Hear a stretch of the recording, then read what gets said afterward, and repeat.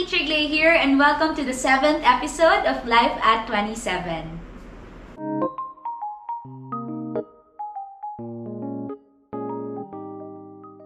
And we're back with another episode, but this time may kasama akong kamatis. Ayan, ayaw niya pang magpakilala.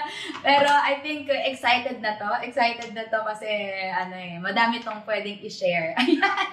Sige na, i-reveal mo na ang iyong pagkatao. Wow! Ayan. Parang walang nagbago. Parang kamatis. Wala kamatis pa rin, no? Okay, pakilala ka muna. Anong pangalan mo muna? Sige. Hi, ako nga pala si Luis, no? Nag-church din ako kalaglay. Yeah. Churchgoer din ako doon. Kasama nila ako dati sa mga activities nila. Yeah. Tsaka parang kapatid-kapatid na rin namin to. So, madami na kaming nalalaman sa isa't isa. Kaya itigil na siguro natin tong Sana. Yun nga rin nasa, parang ang dami na masyado nating nalalaman. Parang hindi na siya maganda. pero parang mas delikado pala pag tinigil natin. Mas kasi baka ibulgar nyo yung mga bagay-bagay. Yung mga bagay-bagay. Pero totoo, talaga, parang, ang tagal na naming friends ni Luis. So, bago ko pa ligawan yung joke.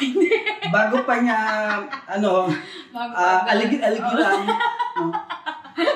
Talagang, andyan na siya. So, alam niya talaga yung lahat, guys. Wala umpisa. Wala umpisa. Totoo naman. Sige, so Luis, ayan. Lagi naman tinatanong ko din sa mga guests ko, no? How's life? Kamusta ba ang buhay-buhay? Ngayon, masasabi ko sa buhay ko, nag-i-start na siya, siguro si Lord nag-i-start na siya mag-reveal ng mga opportunities sa buhay ko. Siguro yung nag-i-start na siya mag-reveal ng mga plans niya para sa akin. Bakit dati ba parang malabo po ba yung plano ng Lord for you? Parang ganun? That time kasi siguro binibigay niya yung gusto niyang mangyari. Pero kasi nandun ako sa stage na parang sarado ko eh. Dumaan kasi ako sa somehow dark era ng buhay ko. So, parang alam ko sa sarili ko na binibigay niya yung plans niya. Kaso ang problema is, syempre, sarado ka. Nandun ka sa loob eh. Di ba pag yung mga tropa mo makikita mo sa labas eh. Naka-bird's eye view kasi ibang tao. Pero ikaw, pag nandun ka sa loob ng parang hawla, ang nakikita mo lang yung four corners ng cage mo na yun eh. So, wala kang naririnig sa labas. Wala kang tinatanggap na siguro, binibingihan lang ako sa mga nung that time. Kasi nabanggit mo yung dark era. Parang dark era. Kasi parang pag sinabi mong dark era, di ba? Yung subjective yun eh. So, iba-iba. So, baka may gusto kang i-share about that or kahit ano lang kaya mong i-share. Sige. Kinabahan! So, ba akong sisimula? Ano ba pwedeng i-share? Sobrang lalim na dark era ba? Hindi siya dark eh. Talagang fade to black. Hindi, yung that time kasi, siguro to, parang 2019.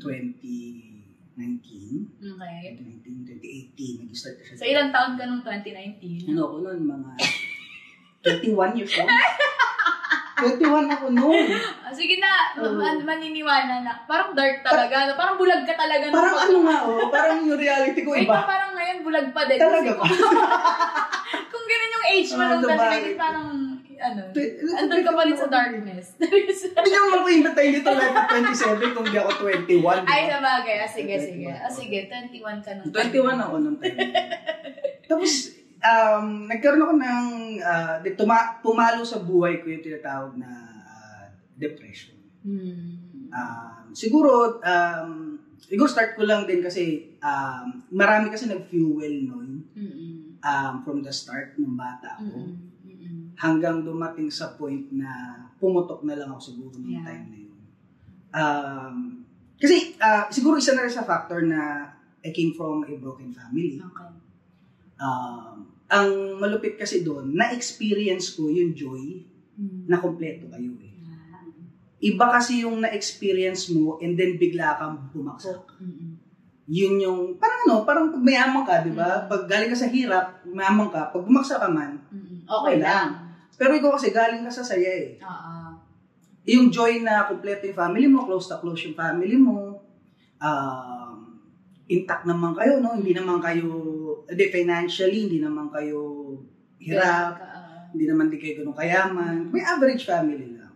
Pero happy. Happy. Oo. Yun yung pinaghahawakan ko eh. Masaya kami nun eh. And then, dumating sa point na, syempre, buhay mag-asawa. No? Buhay mag-asawa, magkakaroon ng conflict yan eh. Yeah. At some point in their relationship, mag-aaway. Syempre, magkaiba yung gusto mangyari ng isa, iba yung plano ng isa sa buhay, no? So, financially din. Dadating sa point, mag-aaway sila, and then sa buhay ko, nag-decide silang mag-iwalay. For the better na rin siguro. Syempre, as a kid, no, hindi ko naiintindihan yun. Oo, syempre. Bakit kayo hiwalay, diba? Bakit? Parang masaya naman tayo. Yun, yung isa sa hindi ko matanggap noong time na yun ng bata ako. Ang saya naman natin eh. Diba? Parang, there's nothing wrong with us. Hindi ko kasi naiintindihan yung maaway nila. Syempre. Siguro away lang. Sige, kami rin ng kapatid ko, gawin kami ng bata ko. Pero nagkakabatid. Pero nagkakabatid rin, diba? Kinabukasan kakain kami, diba? Ngitian na, diba? Yung mga laruan ng kapatid ko, tinutumba kong gano'n, sasapakin ako, diba? Okay lang, diba? Pero ano na, syempre, medyo malalim din sa akin. Di natin naiintindihan ng bata. Tapos, noong time na yun is, syempre, lumaki ka rin kahit hindi ka tumangkat. Tumanda lang. Ilang taon ka na nga ngayon? 26. Talagang pinanindigan siya. Pero parang mali pa rin ang math eh. Mali pa rin. Di ba? 2019, so 5 years lang. Tama. 26. Pre-practice mo na yung edad mo pinagkilado mo na. Ganun talaga. Kasi sa birth certificate ko, kakuha ko lang sa NSO. Okay, sige. Okay. Going back. No? Hindi tumakad. Naiintindihan mo na. Naiintindihan ko yung away nila. Pero, hindi ko pa rin matanggap na ba't kayo nag-decide? Hiwalay mo. So, nagkaroon din ako ng konting hindi siya konti, pero somehow galit sa both side ng parent ko. So, mom ko, sa dad ko, time na yun. Nagkaroon ako ng hindrance. Sorry, may ako sa English. Grudge, gano'n. Grudge? Hindi siya grudge eh.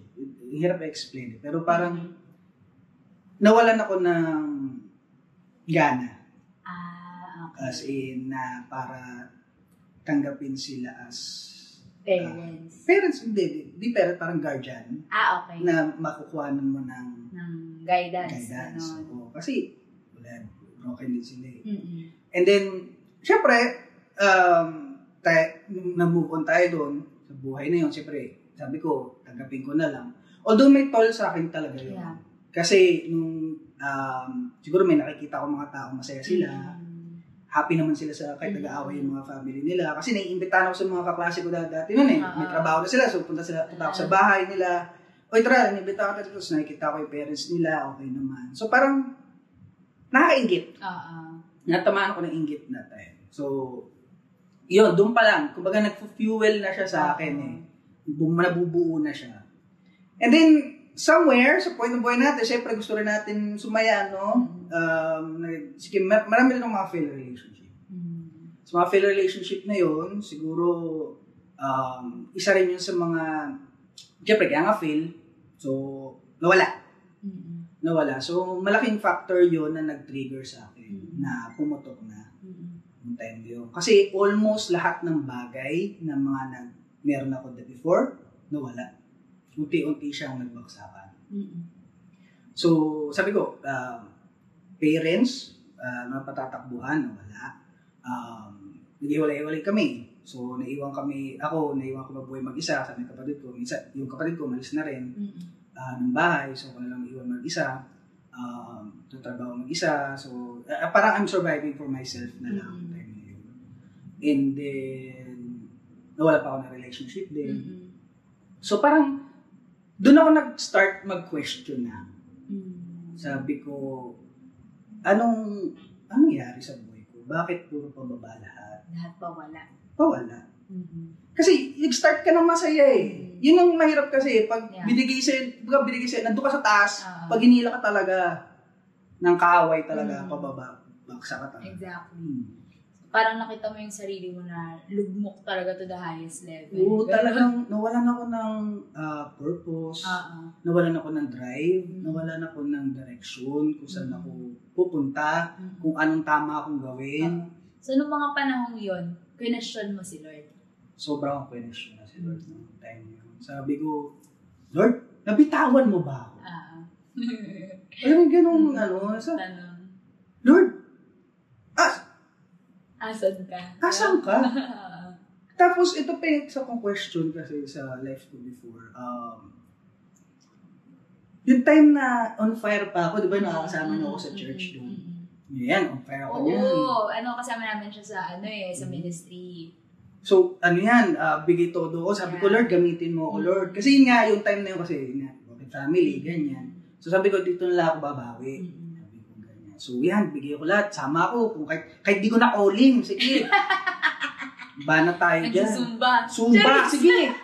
Saba, yes! Ganun tayo nun. Ay, basta for the Lord. Basta for the Lord. Lord, sa'yo to, ha? Ikaw bahala. Sabi ko, ganyan. Sabi ko, doon sa point na yun, tanong na ako. Sabi ko, Lord, binigay ko naman na lahat. Binigay ko naman sa'yo lahat, buong buhay ko nung time na yun, buong portion ng buhay ko. Bakit yung mga taong, kasi may nakikita akong taong blessed eh. Blessed sa relationship, blessed sa mga sa family, financial, di ba, career. Sabi ko, Lord, ba't itong mga taong ito? Wala namang, hindi sila gano'n nagsiserve. Hindi sila nagsiserve. Ako nagdala ko pa si Arvin, yung boyfriend mo sa church. Siya nag-invite sa boyfriend ko actually. So, madami akong nadala rin sa church na, medyo, pero may natanim na yung mga yun, yung mga kaibigan ko na nadala ko sa church before. Sabi nga nila, di ba sabi ko, natanda ko yun na preaching yata, sabi ko si pastor. Sabi nila, pag nakapagdala ka ng tao sa kay Lord, meron ka ng mansion sa langit. Oo naman. Yun yung pinahawakan ko. Kaya sabi ko kay Lord, nabitawan mo ba ako? Tapusin mo na ako, Lord. Para may mansion. Para may mansion na ako, doon ako diretso sa mansion mo. Sabi ko, ganyan, that time. Sabi ko, doon na lang ako para, diba? At least, masaya na ako doon. Tapos yun, sabi ko, may nakikita ko, mga blessed, ba't sila blessed? Yung ako, na nagbigay ng something sa'yo. Bakit puro ko pababa?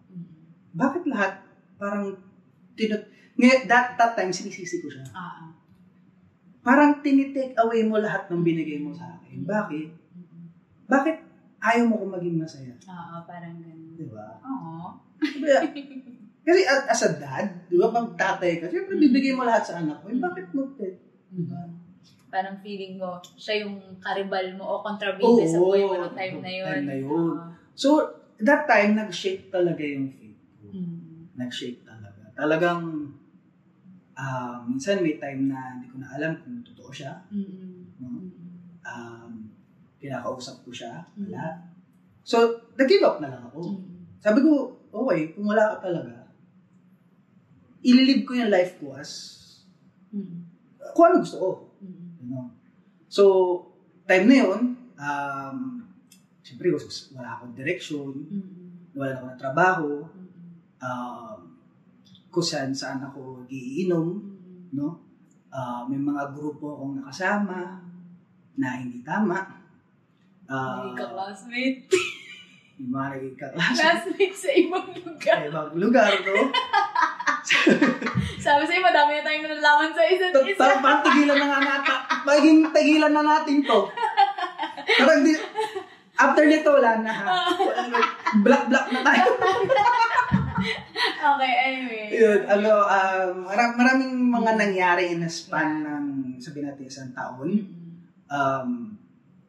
Nakikipag-inuman ako sa ibang tao. Di ko kilala. Nakikipag-away ako. Sobrang dami ko talaga nakaway. Galit din kasi, no? Iba talaga pag kasi, napuno ka ng galit. Oo, talaga eh.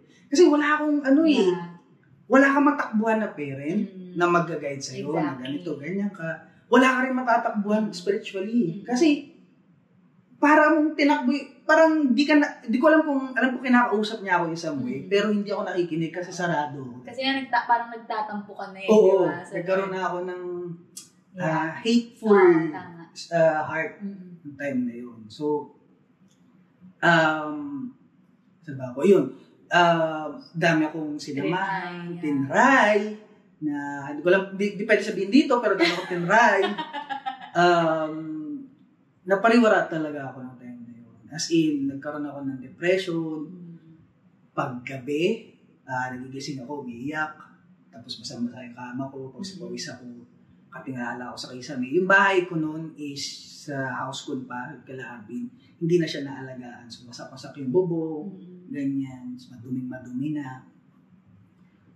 So, kasi wala na akong drive Talagang messed up, no? Messed up talaga ang buhay ko. Madami rin ako inaway na mga tao. Marami akong Agrabyado. Yeah. Kasi ako yung mga sa States. Yeah. Sa, Tagalog. Agrabyado. Like, I never thought na mangyayari sa buhay ko yun. Lumaki ko sa States. Ayun.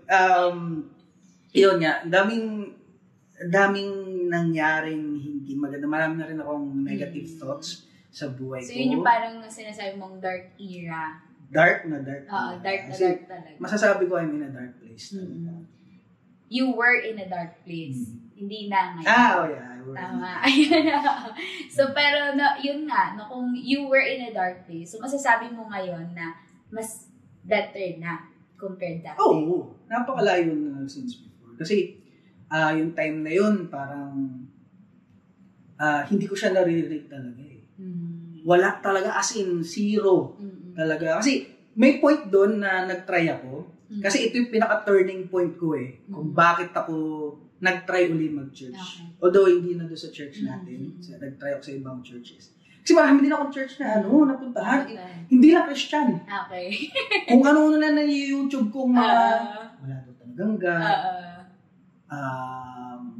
Si God daw talaga is iba. Ibang God yung God natin sa Bible. Tapos may naroon pa ako na God, the name of God is jealous. Okay. Alam mo yung scripture na yun? Basta, di ako masyadong familiar. Pero iba-iba na yung pinakikinggan mo. Oo, kasi nasa Bible talaga sa name of God is jealous. He is a jealous God. So, jealous pala so, parang negative, di ba? So, ganun na yung mga pinapakinggan ko. Time na yun. So, sabi ko, isang beses sa buhay ko, ang dami na akong naririnig. Sabi ko, psychology major ako Oo nga pala, psychology major kasi to. Psychology ako, so pinag-aralan ko yung mga yun, yung mga ganyan sa brain, yung mga cognitive blah, psychology. So sobrang depressed ko, isang gabi, tahimik lahat, no? Mamaya, bukas yung TV. Wala akong antena, ha? Sa internet lang ako kumukuha ng parang YouTube lang ako. Ang ingay ng TV, hindi ako makatulog. Ang sakit sa tenga. Tapos yung phone ko, may nagsasalita. Akala ko may tumatawag. Totoo? Sabi ko, totoo pala yun. Time na yun, akala ko, panaginip lang. Okay. Ang ingay ng TV. Tapos para ako naiinis. Oo, nararindi. Ang dami nagsasalita. Iinis na ako. Naiinis na talaga ako. Nasa break na ako ng yung tinatawag nilang insanity kasi. Okay. Nandun pa na eh. Ano siya? Parang hallucinations? Hindi naman. Parang ganun na eh. Malapit na ako sa ganun. Na parang may makikita ka na. Pero ngayon, rinig na. Darating tayo doon. Okay. Sige. So, eto na yung pinaka nag-ano sa akin na parang iba na to. May ganyan-ganyan yung setup nung tulad bahay dito. Tapos may hagdan na ganyan. Explain mo, din nila nakikita. Basta may hagdan. Basta may hagdan na ganyan. Nandito yung kama ko.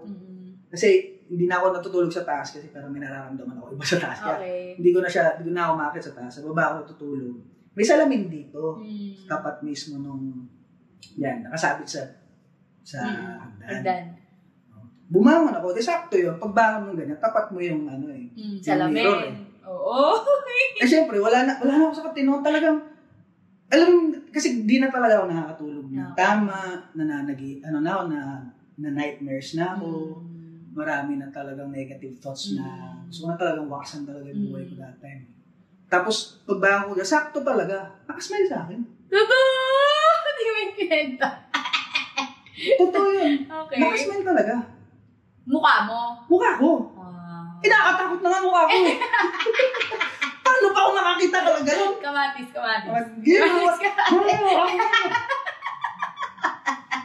Tapos, nakwento ko yun sa inyo. Kay Mac din nakwento ko yun. So, ganyan na. So, parang iba na. Hanggang siya. Tapos katitingin na sa akin. Siyempre, kung nagtataka ka, alam mo, nakasmile ka, nakataka. Ano nga, no? Wala, nakasmile. Siyempre ako, okay. para talaga akong binuhusan ng, para akong nag-shock akong ganyan. Diba, iba na to. Parang iba na to, labas talaga ako. Yung time na, tropa ko, pre. So, nakwento, una ko pinuntahan, best friend ko.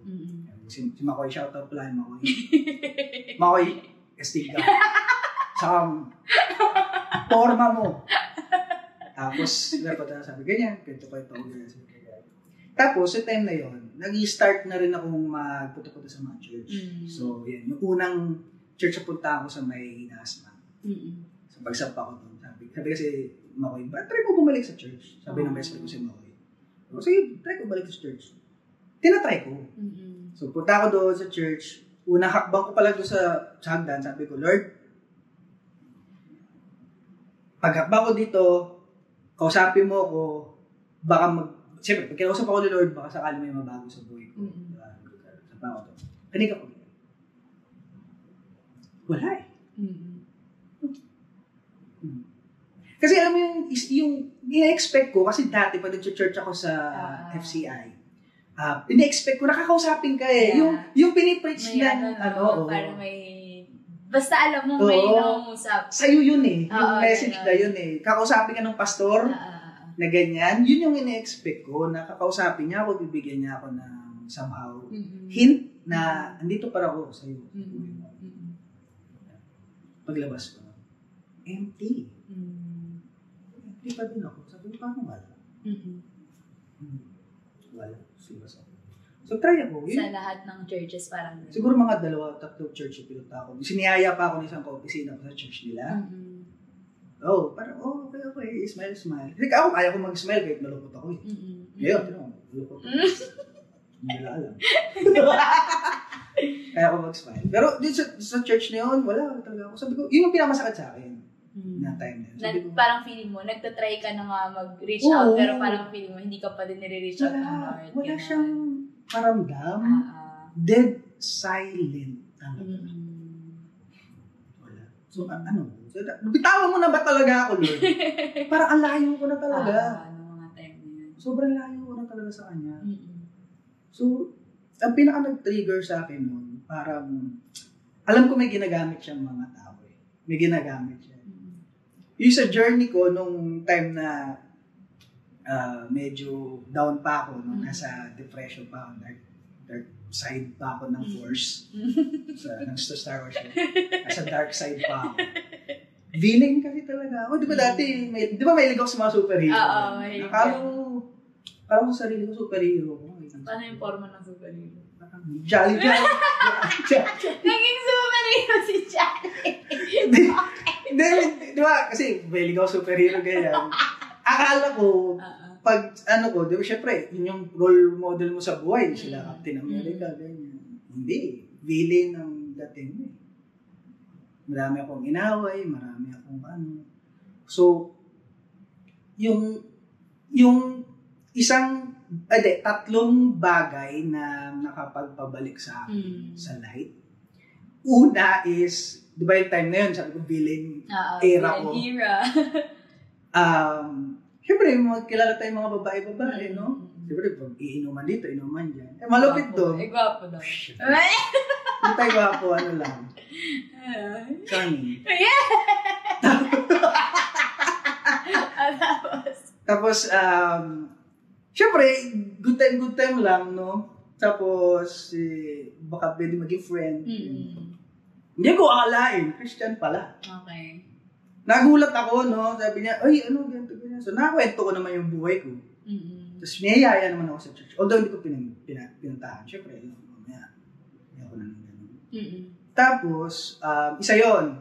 So, ngayon ko na lang na-realize yun na, parang tinatawag niya ako eh. Honest na yun. Tapos isa pa, yung kaopisina ko sa Microsoft, gitarista yun. Hindi talaga ako nagkikwento that time kasi sarado ko, pero napakwento niya ako. Sabi, punta ka sa church namin, pre. Gusto mo matry mo, kahit unti-unti, ano ka lang, dalaw, di ba kita pinipilit? Sige. Di ba pumunta? Hindi pa rin pumunta. Kasi nag-fed up ako eh. Parang napupunta lang ako doon para wala. Tapos parang feeling mo, wala ka na naman din mararamdaman ulit eh. So, wag na. Hindi naman ako. Saka, that time din ako naniniwala. Okay. Wala na yung faith ko talaga. Totally nag-vanish na talaga. Tapos, nung time na yun, tumalupit kasi nag-start na ako, kasi nga natakot na ako eh. Kasi iba na talaga yung nakita ako noon, nag-start na ako mag-hallucinate eh. Feel ko kasi that time, di ba pag, ayoko man sabihin, pero, ang stages kasi di ba ng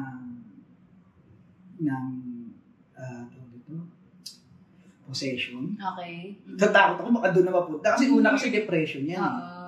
And then oppression. Kasi parang weak na yung spirit. Na spirit, oppression ka na. Diyan ka na bobombard din ng wala kang kwenta. Kasi nandun na ako sa stage na yun eh. Wala kang kwenta, wala kang direksyon, wala kang Lord. Okay ka na. Masasaya ka kung ano ka. Ganun na. Sobra na siya. Tapos, nandun ako sa oppression stage eh. Baka pag dumanon, parang possession na yung mangyayari sa akin nun eh. Kaya ako nag-start na mag-try kong maglabas-labas, mausap ng mga tao. Doon ako nag-start mag-inom kung saan-saan. Nakikipag-usap na ako. And then, may nakausap ako sa lalaki. Sa Manila yun. Inuman doon. Yung malupit doon wala akong kakilala pero ay pag-inuman ako doon. Sa bar doon. Tapos, may kakilala ko sa lalaki.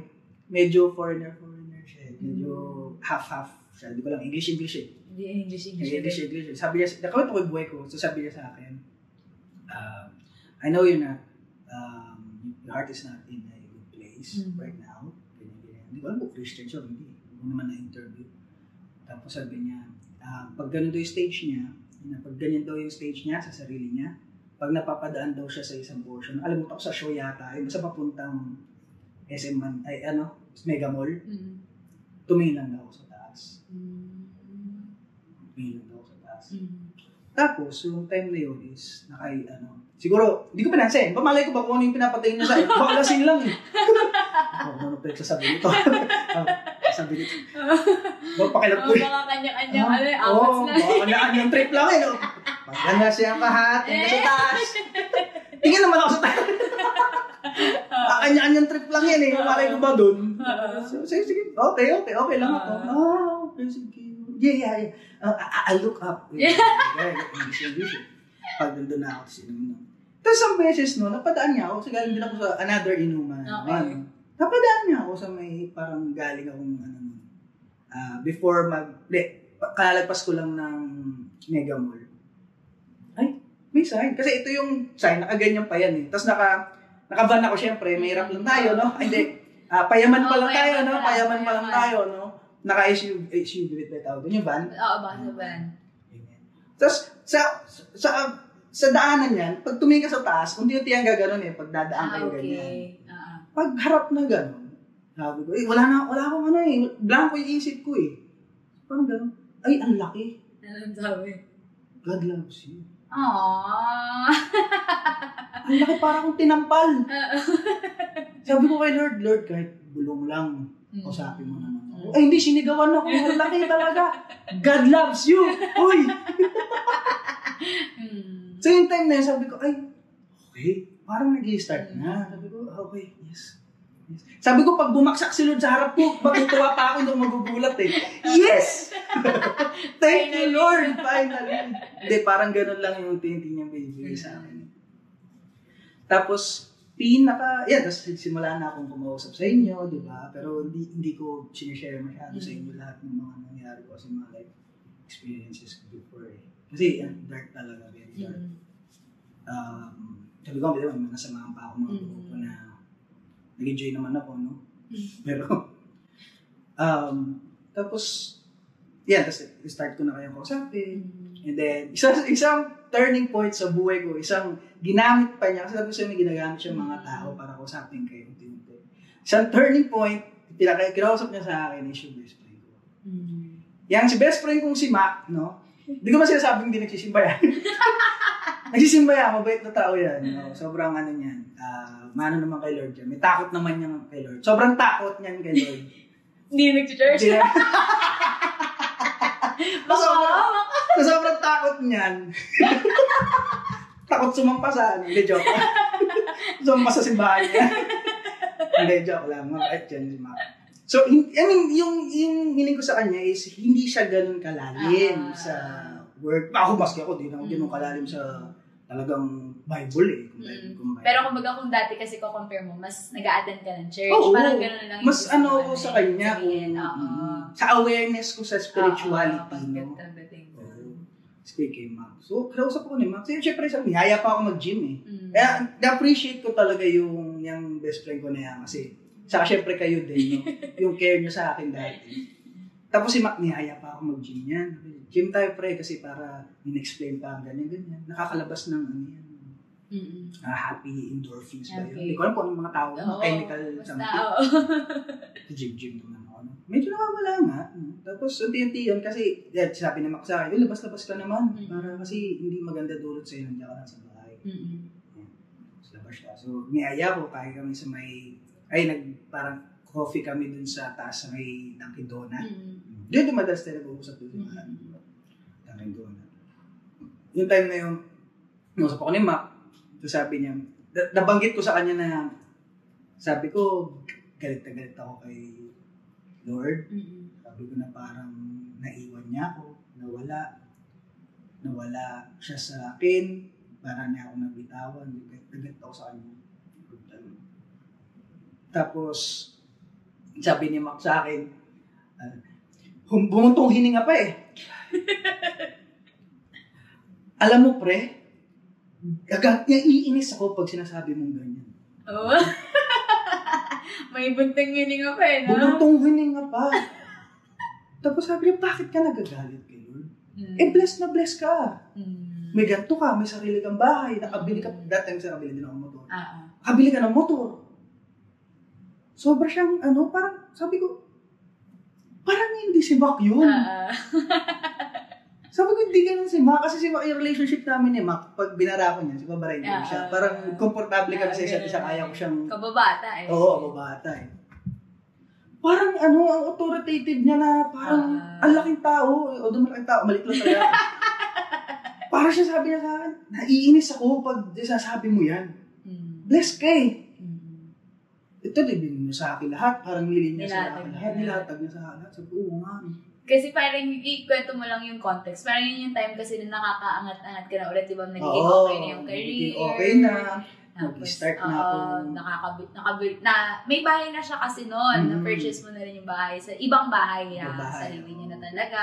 Ganon. Kumbaga, medyo may, mayroong ilaw that time. So, kaya nga, nag-start na rin ako mag-tuwasap na tao. Ganyan. Galit si Mac. Uy, para ako naliit na hindi ako makapalag, na parang hindi siya yun. Sabi ko, lately ko na hindi si Mac yun. Yung hinihiling kong kausapin mo ko, Lord, ginamit niya yung best friend ko. Nagalit pa siya sa akin. Talagang yung gusto niya sabihin sa akin, parang, ba't ka nagagalit? Parang ganun. Kung alam mo lang yung ibang tao, di ba? Parang ganun. Sabi ko, doon ko na-realize na, okay. Doon ako nag-start na yung faith ulit. Nag-start ako. Asok na ako. Pa rin. Ngayon, parang narinig ko na siya. At paano. So, nakikita ko na yung mga plans niya na gusto niya ibigay sa buhay ko. Parang mas open ka na. No? Mas nakikinig ka na.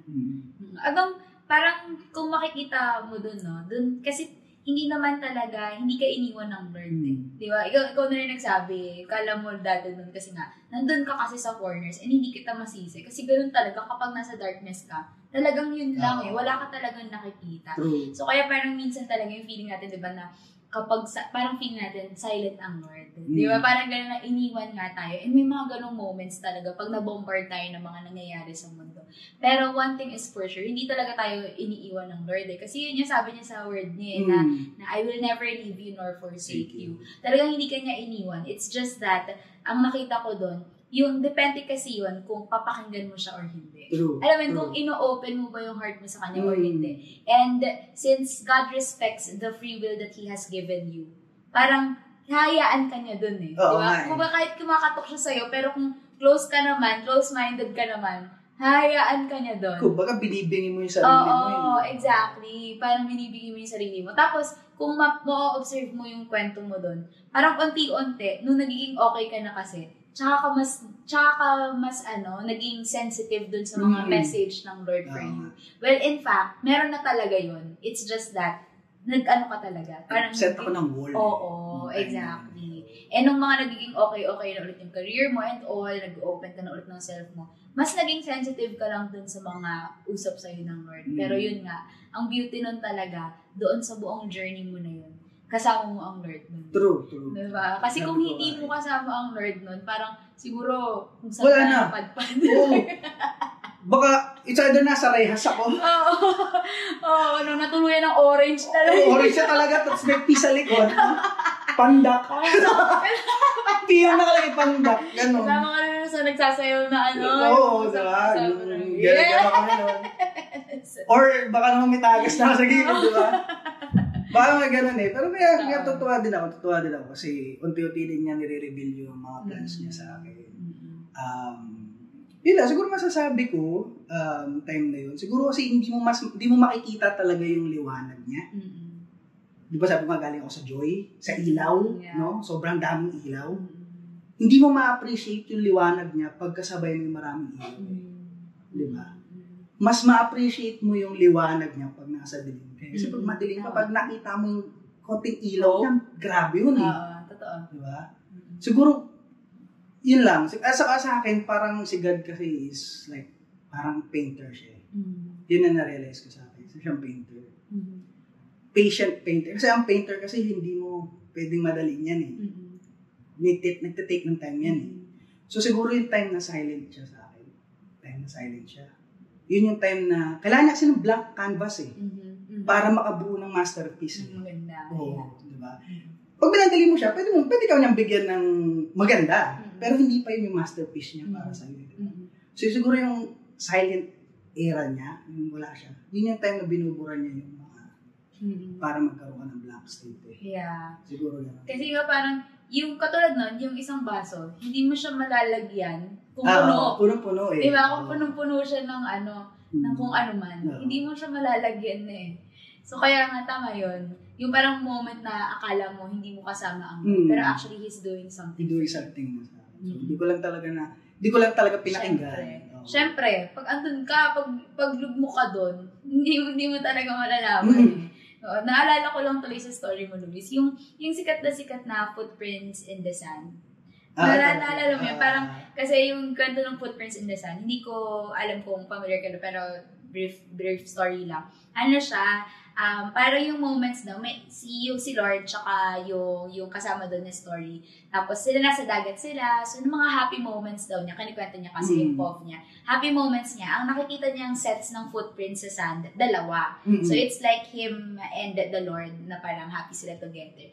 Tapos tinasyon niya rin si Lord. Sabi niya, pero bakit nung mga pagkakataon na nahihirapan na ako, isa na lang yung footprints na nakikita ko sa sand. Parang gano'n na, ba't mo ako biglang iniwan? Mga ganong moment. Ba't biglang mo ako iniwan? Ano saya, 2 footprints. Tapos noong nahihirapan ako, isa na lang. Tapos ang sabi ng Lord doon sa story, actually, hindi kita iniwan. Kasi yung footprints na nakikita mo, ako yun. Kine-carry lang kita. Ganon, di ba? So parang, doon mo makikita na all along, akala mo mag-isa ka kasi iniwan ka ng Lord. But actually, He never left you. No, He never left you and kinary ka pa niya. Kasi kung hindi ka niya kinary talaga, baka lalo ka nang lumubok doon. Kasi hindi natin kaya na iangat yung sarili natin eh. Ang Lord lang ang nakakagawa. Kasi ang tao, limited talaga tayo eh. Kumbaga may hangganan tayo. Lahat naman, kahit ang pastor may hangganan eh. Kasi, Oo naman. di ba may flesh pa din tayo, may body pa din, may emotions pa din. Oo, may emotions, may mga shortcomings, lahat yan may mga weaknesses pa din. Pero the good thing is kapag kasama mo ang Lord, yung mga shortcomings na yun, na-fulfill nung grace ng Lord. Kaya sabi sa Bible, no, my grace is always sufficient for you because when we are weak, then we are strong. Ang ibig sabihin kasi nun, kapag weak tayo, mas namamagnify yung grace ng Lord. Kaya yung sabi mo na, kapag nasa dark ka, mas yung kahit yung katiting na ilaw, di ba? Sobrang magnified yun. And ganun nag-work yung grace ng Lord. Na sa weakness natin, hindi tayo nire-require ng Lord na maging perfect. Pero dun sa weakness natin, magiging grateful tayo kasi ang makikita natin doon, yung strength ng Lord na nagsusustain sa atin. So, ganun yung nangyari talaga sa'yo nun. Kaya, I'm really happy nun. Nandiyan kayo sa state talaga na na nagiging okay ka na. So, ngayon, since nabanggit mo na doon ka na sa era nga na parang nakaalis ka na doon no? Nakaalis ka na doon. So, kamusta yung buhay? Kumbaga, paano? I-describe mo naman yung buhay ngayon. Ngayon, masasabi ko na I'm happy. Finally, nasabi ko na I'm happy. Kasi before, talagang kahit tanungin ako nun, parang hirap sabihin. Diba? Kahit sabihin lang. Parang, kamusta ka naman, pray na happy. Oo, parang walang emosyon. Kaya sabi ko ngayon, I'm happy. Yeah. Happy! Jollibee! Yeah. Jolly! Jolly! Learn! Tapos yun sabi ko, I'm happy naman. Kasi marami siyang mga opportunities na nag-open para sa akin. Kasi dati, doon puro closed doors niya. Ganyan. Ngayon, ang dami talaga. Ang daming opportunities like sa trabaho, ang dami. Although iba nga, hindi ko sayang naman. Pero okay, sige. Pero financially, nakaka-stable naman na. Bangon. And the relationship, masaya ako kasi shout out sa girlfriend ko, kay Julian. Sarap magluto. Kaya Jolly! Nandun na tayo sa Jollibee era! Tomato part. Ayan. So, masaya naman. So excited ako kasi kasi doon pa lang nakikita ko na yung masterpiece niya. Yeah. Pero I'm still a work in progress. Siyempre naman, lahat naman. So, sabi nga nila, hindi yung matutuldukan yung mga promises niya sa'yo. Exactly. Laging quit yun eh. Exactly. Diba? Ito yung promise ko sa'yo. Hindi mo pwede lagyan ng tuldok yun. Quit yun. Hindi kasulpa. So, hindi pa siya tapos sa mga plans niya sa'yo. Sabi nga dun sa parang poetry na si God lang ang makaka-turn ng mess into a message. Exactly. A test into a testimony. A victim to a victory. Yes! Nag-research! Wala! Usanda. Kasi totoo naman diba? Siya lang naman. Sa Bible, walang ni isang character doon na hindi dumaan sa paghihirap para messed up, siya. No? Oo. Moses lang Nakapatay pa nga si Moses, di ba? Tapos pinagdusahan niya rin yung ilang days na from riches. Prinsipe siya Oo, prinsipe. Biglang riches to rag. Di ba? Tapos, iba yung purpose pala sa kanya ni Lord, di ba? Iba pala yung kanyang calling. Totoo naman. Tapos, yun pa ba? Yung si Paul. Oo, murderer din siya. Mga believers pa yung pinapatay siya. Meron pa nga siyang disciple si Lord na tax collector, di ba? Lawyer. Si Matthew, di ba? Mga ng lipunan niya. Nung panahon nila. Totoo. Tapos, wala talagang perfect Wala. Joseph the Dreamer, di ba? Yabang niya kasi noon wala talaga. Bata siya So, maraming, yung mess talaga na hindi kasi meron ako na hindi kasi dahil sa work mo. Exactly. Yung blessing ng Lord at pagmamahal niya sa iyo. Hindi porket ganito ka ganyan. Sure bet ka na. Tama. Kasi iba yung plans niya. Iba yung calling niya. Totoo. Ang ganda nun, Luis. Kasi nung narinig ko lang, kasi nung pumasok sa picture, nung nasasabi mo nasa dark era ka, pumasok kasi sa picture, di ba yung sabi mo, na nagsaserve ako sa'yo, pero bakit ako yung nangyari? ganito? Sila hindi. Yung mga hindi naman. Oo, doon mo kasi makikita na pag pumasok sa picture, yung sarili mong works, talagang nabubulag ka. No? Parang hindi mo nakikita yung mga blessings talaga na binibigay sa'yo ng Lord. And tama yun, ang ganda na narinig ko siya sa'yo, no? na yung works kasi natin, hindi talaga yun yung basihan ng pagmamahal at ng pag-bless sa'yo ng Lord. Kasi naka-base yung pagmamahal niya sa'yo doon sa decision niya of loving you. So regardless whether maganda yung ginagawa mo, pangit yung ginagawa mo, nagsiserve ka man or hindi ka man nagsiserve, patuloy kang mamahalin ng Lord at patuloy kanyang i-bless. Kasi unconditional nga. No, unconditional yung pagmamahal sa'yo ng Lord. It's just that, syempre, gusto ng Lord, ini-encourage niya tayo na gumawa ng magagandang bagay. Kasi lahat ng ginagawa natin sa mundo na to, may consequences pa. Diba? So, para sa'yo din. Kaya gusto kanya gumawa ng mabubuting bagay. Pero, hindi para maligtas ka o hindi para i-bless ka niya. Hindi siya ganung tatay. Kasi nga unconditional siya magmahal. So kaya totoo yan na yung tayo kahit super messed up natin, no, sa pinaka messed up na buhay natin, doon niya nga tayo ina-appreciate. Alam mo yun, parang doon niya sinasabi na, anak, may plano ko sa'yo, halika, magpaakay ka lang sa akin. No, yun yung pinapakita sa'yo ng Lord sa ngayon. Ang ganda nun. So, so far, Luis, yung natutunan mo, yung life lesson, kasi ang dami mo talagang naranasan. And naghalo-halo kasi psych major siya. So, hindi ba may laban talaga na, psych major na psych. Psych pa. Oo, alam mo yun, parang halo-halo. Kasi kapag psych major ka, kasi diba ina-analyze mo talaga yung mga bagay-bagay. At ang dami na talagang naranasan ni Luis. Kasi nga, ilang taon ka na? Baka lang sabihin mo na yung totoo. 26. 26. Sige.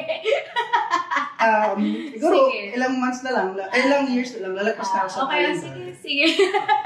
Pero wala sa akin yun. Pero yun nga, sige, sabihin na natin madami nang naranasan si Luis. Kayo nang bahalang, kung may ilang taon yun. Pero sa dami mong naranasan, Luis, na sa buhay mo, what's that life lesson na natutunan mo na gusto mong i-share sa mga nanonood? Siguro, hindi ko naman masasabing nabuhay na ako ng matagal para masabi ko Minawi. Gusto niya sabihin, bata pa din siya. Bata pa rin ako, syempre. Hindi naman ako ganun pakatanda, di ba? Hindi naman ako, hindi pa ako nabuhay sa mundo ng ganun katagal. Pero sa life experiences ko, no, na hindi ka iiwan ni Lord. Kasi sabi ko nga, pangako niya yun eh. Hindi mo pa talagang tuldukan yung mga pangako niya sa'yo. Na, eto, magandang family. Tapos na. Hindi siya ganun. Hindi siya ganun mag-work. Saka yung love niya, kaya may tatawag na radical love eh. Unexpected eh. Hindi mo maiintindihan ng sa utak lang ng tao. Kamunduhan ng utak. Yung gusto niyang gawin sa'yo eh. Magugulat ka na lang eh. So ako ngayon now, siguro isa mga dumadaan sa mga hardship ngayon, stay focused kay Lord. Kahit wala kayong naririnig or something, stay in your faith. Kasi pag once na lumabas si Lord, bongga yan. Biglaan niya na isang... Kasi gano'n yan eh. Di ba pag naghagis ka ng granada, may silent ka muna maririnig eh. Boom! Gano'n yun eh. Pag naghagis, gano'n yun eh, di ba? So pag nandun ka sa stage na yun, ibig sabihin, he's doing something great. Malapit na siya sa'yo. Kaya nga sabi nila, pag mas wala ka na nararamdaman, saka mas naghihirap ka na, mas nandun na sa'yo. Malapit na siya. Actually, totoo yun. Parang hindi naman si Lord ang nagbibigay na papahirapan muna kita bago kita i-bless ng grabe. Hindi eh. Pero kasi, ang gumagawa nun si Satan. Kasi syempre, alam ni Satan na, may gagawin ng matindi ang Lord sa buhay mo, kunyari. So si Satan, ang plano niya, hihinder ko yun. Teka lang, ayoko mangyari yun. Kaya tuloy, ang nangyayari? Parang, sinusuppress. Ang pakiramdam natin, pinapahirapan ata muna ako ng Lord bago ka i-bless. Pero actually, hindi. It's Satan hindering you na ma-experience fully yung magandang plano ng Lord for you. So, kaya parang ganun yung nangyayari. Pero tama yun. Walang sinabi si Satan because he who is in you, who is Jesus, is greater than he who is in the world. And si Satan yung nasa mundong to. At much greater pa ang Lord talaga. Kaya, ang ganda na, pag blinis ka talaga ng Lord, talagang it pours. It pours talaga. Talagang mamimigay ka na lang sobrang dami. Oo, tama. Exactly. Saka yung si Tani, kaaway ko ngayon yan eh. Struggle siya ngayon sa akin kasi lagi niya, kasi alam niya yung plano sa akin ni Lord eh. Kaya, yan. Kasi may tinake niya na portion ng buhay ko, kaya galit na galit ako kay Tani. Kay Tani ako galit na galit ngayon. Exactly. Kasi tinake niya yung at I think 2 years ng buhay ko. Hindi naman sa'yo yan. Kay Lord yan eh. Exactly. So ngayon galit na galit ako sa kanya ngayon. Kaya kahit anong bato niya sa akin, hindi siguro isang gift din sa akin sa nangyari, is tumibay ako. Yeah. Kahit anong iba to sa akin ng buhay, ni Tani, nung kaaway ko na yan, matibay na ako. Hindi na ako yung emotional na tulad ng bata pa ako. Ganda rin yun. Pero, totoo yun. Kasi parang si Lord, ang ginagawa niya, kahit meant ni Satan yun para i-down ka, pero ito-turn around ulit ng Lord yun para sa ikakabuti mo. Diba? Endurance yung nakuha mo dun sa trials na yun eh. Kaya good thing din talaga siya. Yun yung maganda kay Lord eh, no? Kasi isipin mo, plinano na ni Satan para i-down ka doon, pang-down sa'yo, pero gagamitin pa rin yun ng Lord para iangat ka. Oo, may mahina ulo eh, ni Tani. Totoo yan. Si Jesus nga, inano niya eh. Oo, diba? Pinapatay niya eh, akala niya, panalo na siya eh. Biglang, surprise! Buhay pa ako! May mga ganun talaga. Diba trip siya? So, you take what the enemy meant for evil. For evil. Ang ganda nga niya. Totoo yun. Kaya, sa pag na kay Lord ka talaga, may maganda eh. The best is yet to come. True. Ang ganda na kama ngayon. Hindi siya tugtog. Kasi hindi natin kayang i-outgive ang Lord. True. Alam mo yun? Parang tayo, kala natin, ito na yung kayang ibigay ng Lord. Kaya na, minsan humihingi tayo dito lang. Dito lang. Kasi nga, masaya na eh. Okay na yun eh. At saka parang feeling natin, ito ka lang. Parang kung, sabi kasi, kung paano ka humihingi kay Lord, ganun yung pagkakakilala mo sa Kanya. And minsan, pinaparehas natin yung si Lord na tatay natin sa langit, pati sa tatay natin sa mundo. Eh, syempre, pag nakikita natin tatay natin sa mundo, limited. Kasi nga, limited lang yung sahod, diba? Limited lang yung sources na meron. So tayo, nadadala natin na pag humingi tayo kay Lord, limited lang din tuloy. Pero hindi natin alam, our God, our Father in heaven is a limitless God. So, pwede kang humingi sa Kanya, ask and you will receive. Diba? Seek and you will find. Knock and the door will be opened for you. So, ganun ka kamahal ng Lord. Kaya humingi ka sa Kanya, wag mo siyang limitahan kasi kayang-kaya niya ibigay sa iyo. Si Jesus nga, yung precious possession niya, yun yung pinakamahalaga sa Kanya. Binigay niya na para sa atin. So, how much more yung mga desires ng puso mo. Kaya, totoo yun na you just, parang hold on ka lang dun sa promises ng Lord for you. And He has ways to surprise you. And the best is yet to come. True, yes! Kasi anytime si Lord matapos yung masterpiece niya. Yes. Totoo naman yun. At parang hindi ka dapat matakot talaga at the end of the day. Kasi nga, mahal na mahal ka ng Lord. At yun lang yung dahilan. Para mas maging may ma-look forward ka yung pagmamahal ng Lord